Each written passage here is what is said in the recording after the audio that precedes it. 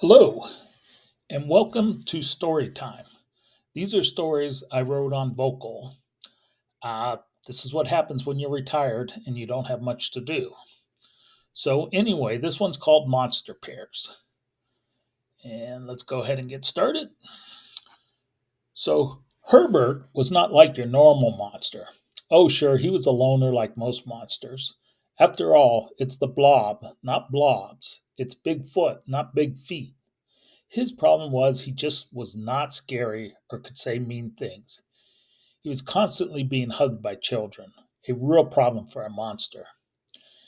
In addition to him scoring extremely high on the Monster Likability Index, MLI, he had reverse Tourette syndrome. He just could not help yelling stuff like, "Have a nice day," or "Enjoy the sunshine." The biggest problem was long lines. He was always saying, "After you."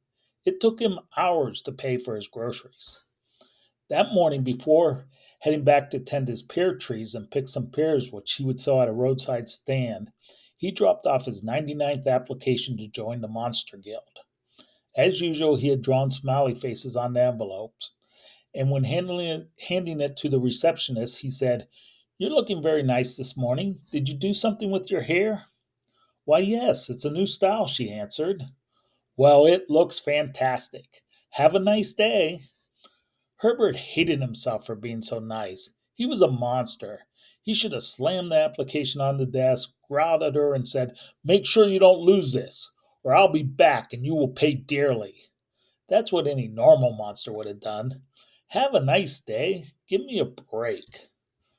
The Monster Guild was an organization dedicated to causing terror and mayhem throughout the human race. As a member, you would be able to attend workshops such as how to fit under children's beds or advanced techniques for appearing in car headlights on moonless nights. You would also be able to charge union rates and be eligible for health care. Best of all, they had recently started offering dental coverage. This last benefit was controversial. Some monsters believed that crooked teeth and bad breath made them more terrifying, while others argued that good dental hygiene was important. Now, an editor's note: few monsters floss daily, but there's currently a public service campaign underway to improve the numbers. Herbert, having pruned his pear trees and picked a few buckets of pears, was sitting at his pear stand waving to traffic as they drove by. Sometimes he'd give them the thumbs up or try to get them to honk their horn. It was a bright sunny day, and he was all smiles.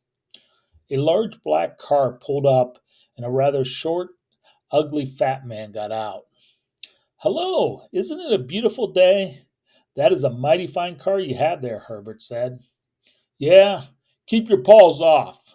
I usually don't do business with your type, but I need some rotten fruit. You have any?" the man asked.